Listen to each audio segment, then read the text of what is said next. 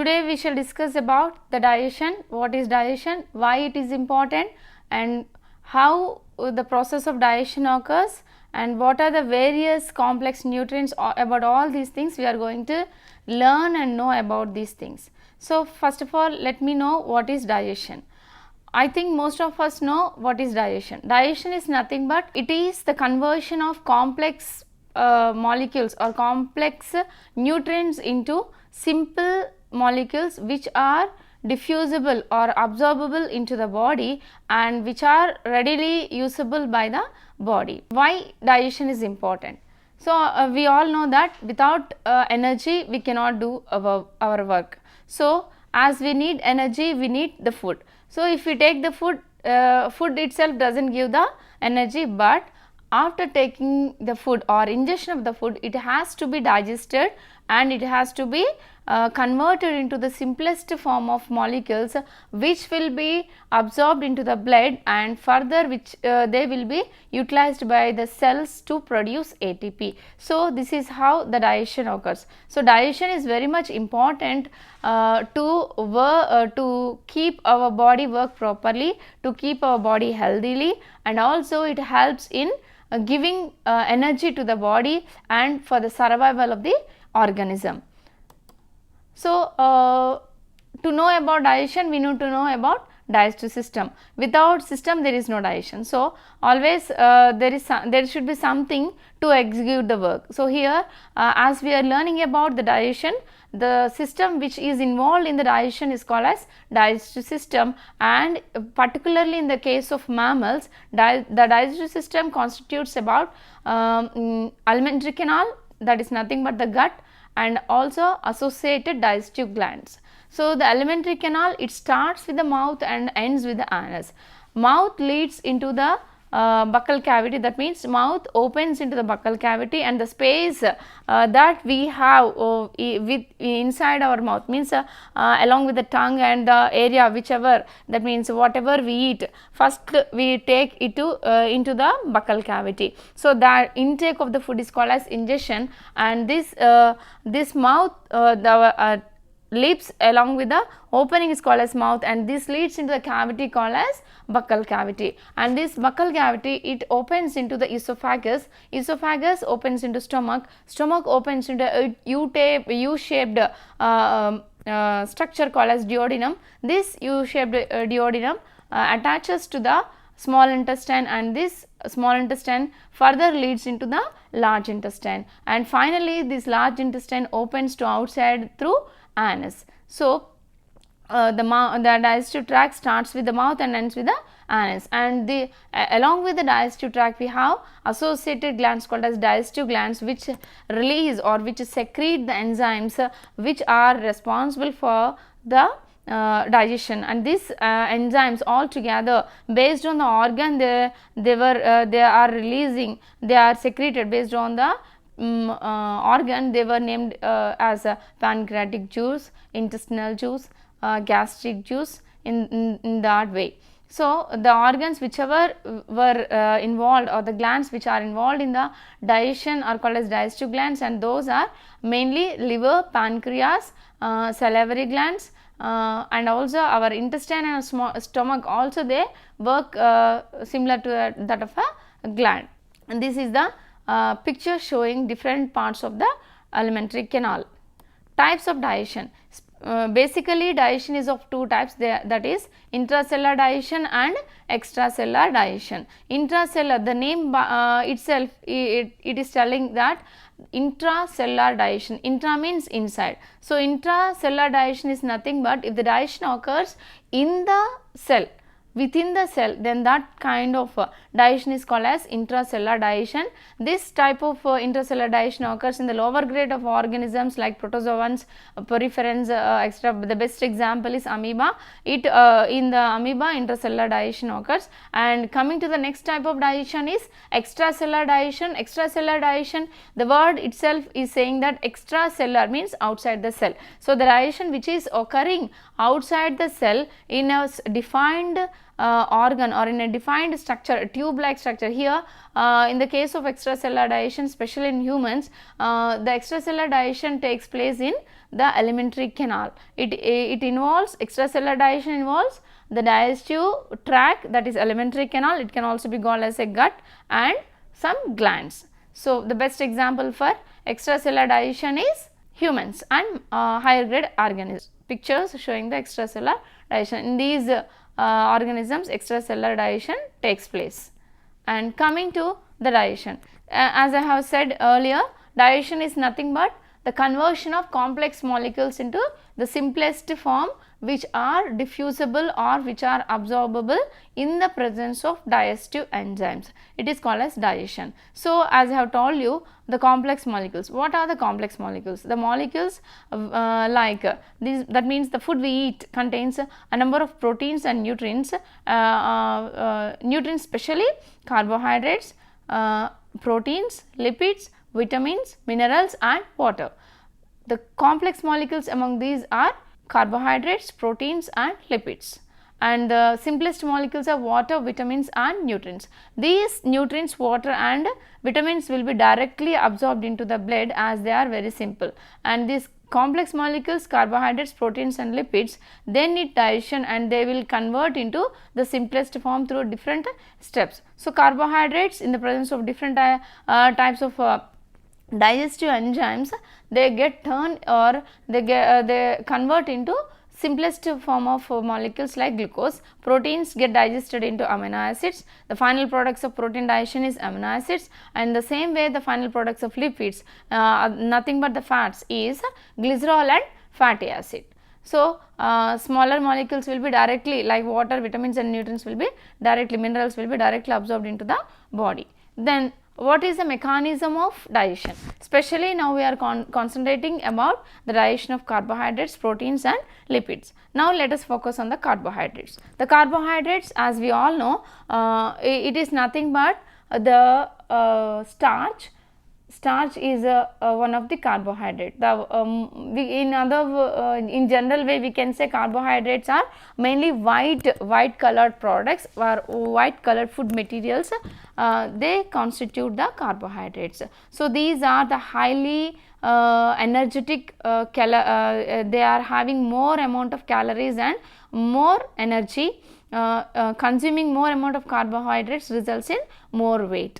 Okay. And other thing is that there are different kinds of carbohydrates. They are polysaccharides, oligosaccharides and disaccharides. The polysaccharides on digestion, they gives rise to oligosaccharides, and this on digestion gives rise to disaccharides, and finally these disaccharides on digestion, they results in the monosaccharides. They are nothing but the glucose, fructose, lactose, galactose, all these comes under monosaccharides. So, let us see how the process of digestion occurs regarding the carbohydrates. The carbohydrates digestion, it occurs in 3 regions of the alimentary canal. They are buccal cavity, stomach and small intestine. The buccal cavity, as I have told you, this is nothing but the opening mouth leads into the buccal cavity, and this buccal cavity, as we all know, it contains teeth. 4 types of teeth are present on the jaws, and these 4 types of teeth are nothing but incisors, these are meant for cutting, canines, these are meant for tearing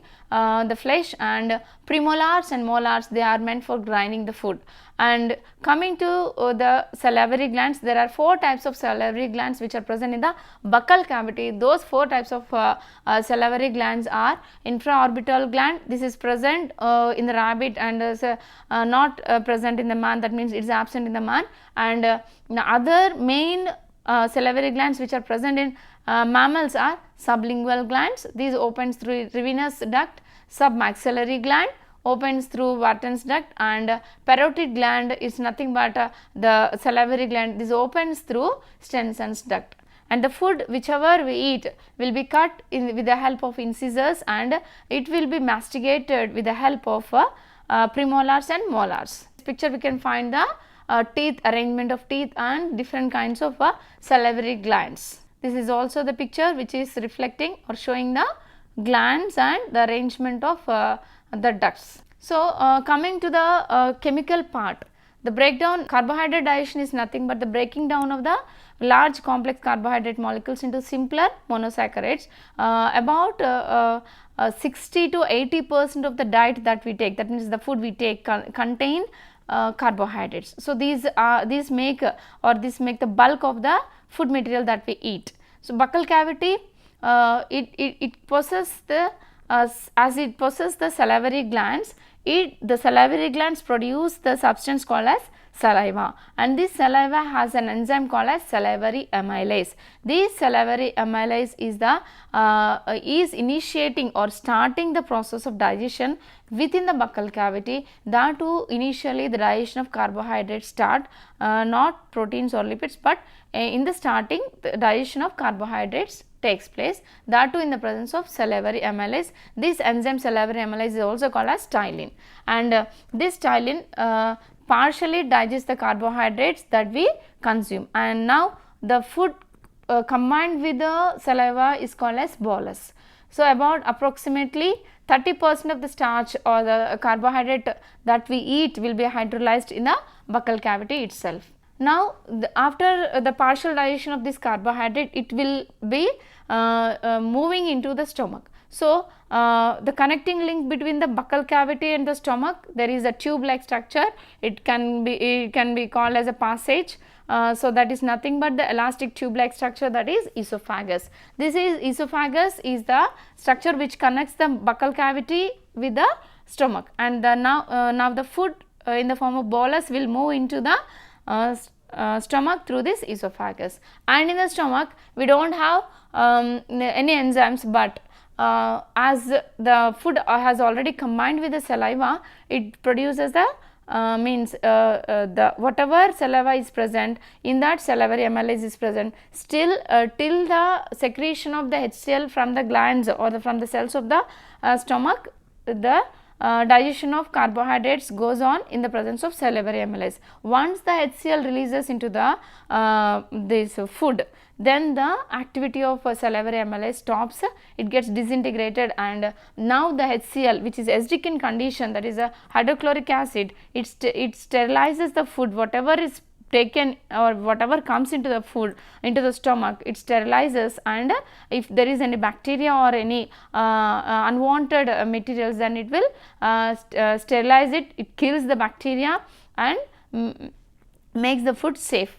Now, coming to the digestive enzymes of this stomach, it does not secrete any digestive enzymes, it secretes the HCl and some other important cellular materials. And now, the food from the stomach which is acidified, this is called as chyme, and this acidified form of food enters into the small intestine.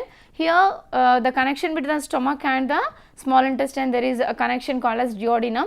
From this duodenum the food enters into the small intestine. So, as we all know the structure of the digestive tract, the at the bent or the U-shaped structure of the duodenum, there occurs two structures called as pancreas and also the bile duct. These two ducts open into the duodenum. Okay. From the pancreas, pancreatic juice is secreted, and this pancreatic juice, it contains pancreatic amylase, and from the walls of the small intestine, there releases the juice called as intestinal juice. This also contains some enzymes, and all these together helps in the digestion of further digestion of the carbohydrates. See, pancreatic amylase, it acts upon the whatever broken down carbohydrates are there, on that this pancreatic juice acts, and it further converts that complex form of polysaccharides or monosaccharides into disaccharides. So, as the carbohydrates passes from the stomach into the small intestine, they combines with the pancreatic juice and intestinal juice, and further digestion of carbohydrates takes place. Here the disaccharides will be converting into the monosaccharides, and they will be absorbed into the blood. Here we can see how the digestion occurs.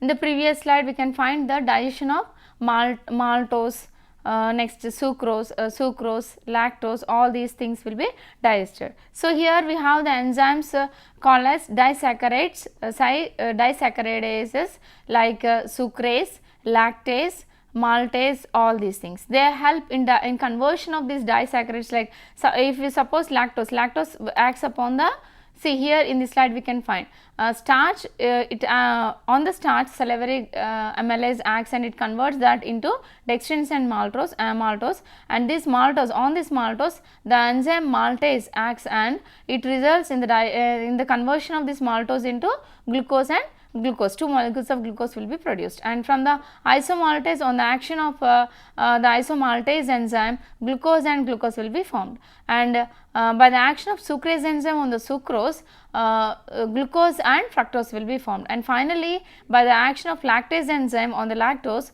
glucose and galactose will be formed, and as these are the simplest form of sugars, they will be absorbed into the blood. See here we can find how the complex molecules. See in the first picture, the carbohydrates are in the group as a form of a group. Later on they got divided into disaccharides, and further they got divided into monosaccharides, and these are the structures of monosaccharides and disaccharides. And now coming to the digestion of proteins. As we all know, proteins are the most important nutrients which help in building up of the muscles. So, without protein we cannot build up the muscle. How much carbohydrate we consume also, we cannot build the muscle, but the only nutrient which helps in the building up of the muscle is proteins. So, as soon as we engulf, or as soon as we eat the food, the food which is containing the proteins, it reaches the buccal cavity. In the buccal cavity it will not get digested.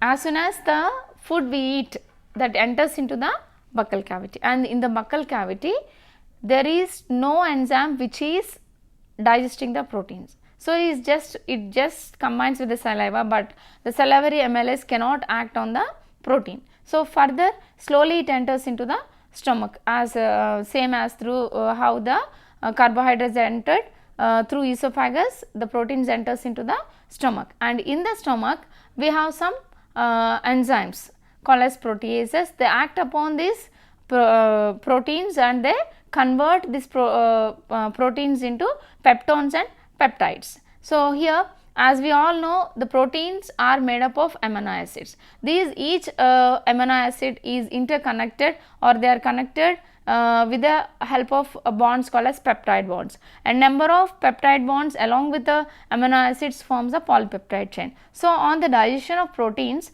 initially the proteins will digest into peptones and proteoses, and then further on digestion they result in the polypeptide chain, and finally on further digestion they results in the formation of amino acids.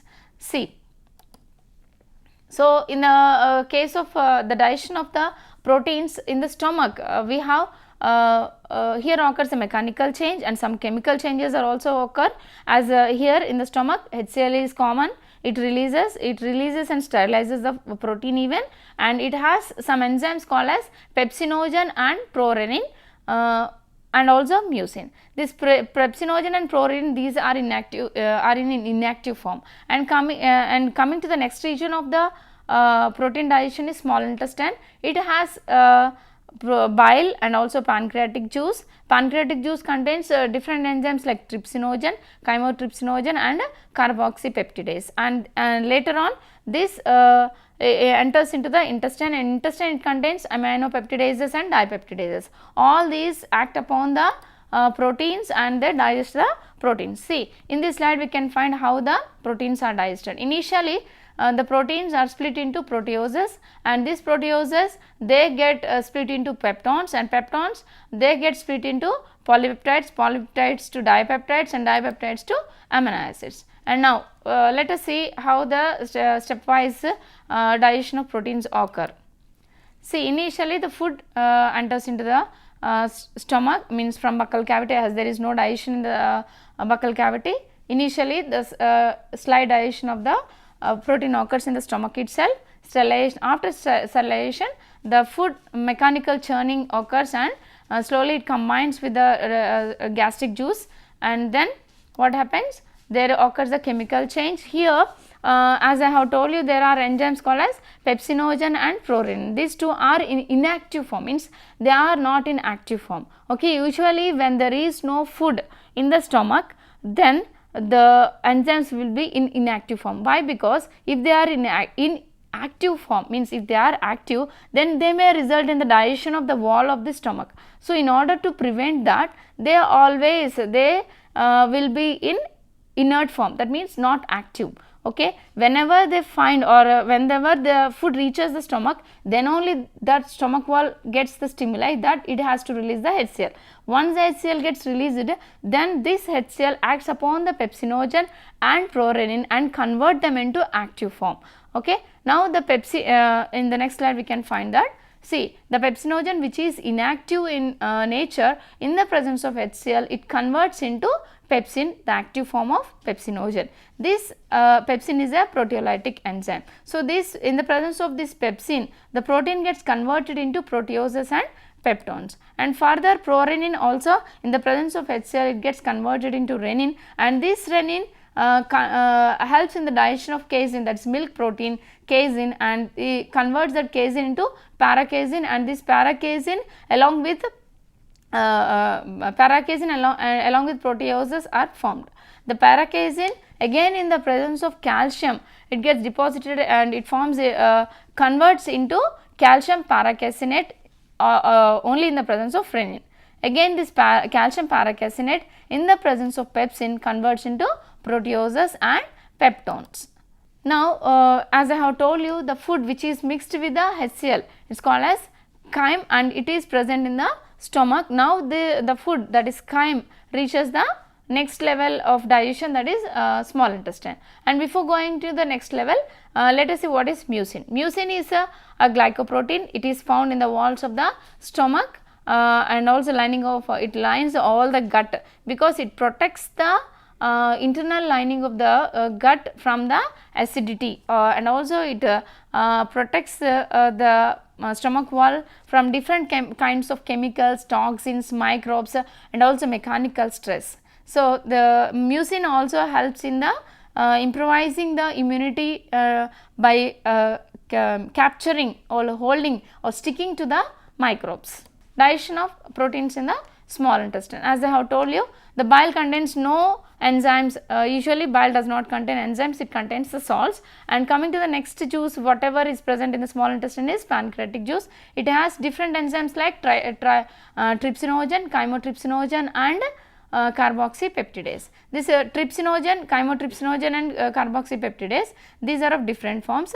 Trypsinogen and chymotrypsin are also in inert form, that means inactive form. Okay, they will also get activated only in the presence of other enzymes. For example, trypsinogen, it gets activated in the presence of enterokinase. It is an intestinal enzyme present in the intestinal juice. In the presence of intestinal enzyme enterokinase, the trypsinogen gets converted into trypsin, and this trypsin, whatever is formed in its presence, the proteins will be converted into proteoses and peptones. Further, this trypsin also activates the other chymotrypsinogen. The chymotrypsinogen is the inactive form, gets activated in the presence of trypsin into chymotrypsin. Finally, the trypsin and chymotrypsin in their presence converts its proteoses and peptones into polypeptides. The polypeptides again they are containing more than one amino acid. So, they need to get broken down or break down into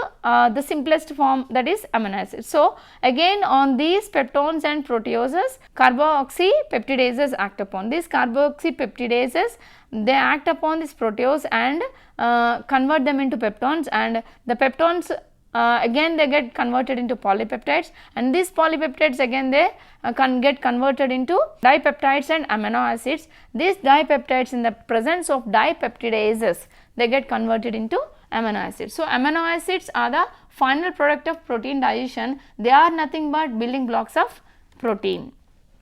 Now, we have the next major nutrient, lipid. Lipid is the major nutrient, means we all know that it has more energy, it has more weight, and even the lipids help in moisturizing our skin, and also they help in the generation or production of different types of hormones which are related to the maturity of the male and female. And coming to specifically the digestion of lipids, lipids are the second major source of energy for the animals, and their digestion in general, the lipids digest, or lipids can also be called as fats. On their digestion they get means the final product will be fatty acids and glycerol. The digestion of lipids occurs in the presence of an enzyme called as lipase. Digestion starts in the stomach and is nearly completed in the small intestine. That means there is no digestion of lipids in buccal cavity. Directly the digestion of lipids occurs in stomach and later on continues to small intestine. See, saliva contains no lipase or no emulsifying agent. The gastric juice, there is an enzyme called as gastric lipase in the stomach, but it acts only to some extent on the fats, but the function of this gastric lipase is very less. That means it is negligible, not significant. Why? Because it gets denatured in the presence of HCl. Function or its work is not counted. Then the gastric lipase it just gets destroyed in the presence of HCl. Okay. Now this whatever the fats or lipids which are present in the stomach will enter into the duodenum. As I have told you, into the duodenum there occurs the release of the pancreatic juice and bile juice. The bile juice is nothing but the juice of the liver, which the liver produces the bile, and this will be released into the bile the duodenum through bile duct. In general, bile is not secreted by the gallbladder, but it is secreted by the liver and stored in the gallbladder. From the gallbladder, the bile is released into the duodenum, and in the duodenum whatever fatty materials, lipids are present, they gets mixed with the bile juice. Bile does not contain any enzymes, instead it contains the salts like sodium glycolate and taurocolate, and these salts they just emulsify the fats. That means they cover them and they make more surface area available for the further digestion to the lipase enzyme, so that they help in digestion of fats. Bile juice, pancreatic juice and all these things happen. Finally, see lipid digestion. Finally, triglyceride in the presence of lipids converts into diglyceride, and along with the fatty acid. The diglyceride in the presence of lipase converts into monoglyceride and fatty acid. Finally, monoglyceride in the presence of lipase enzyme, it gives glycerol and fatty acid. This is how the digestion occurs. These are different organs and their function. These are some of the references related to digestion. Thank you.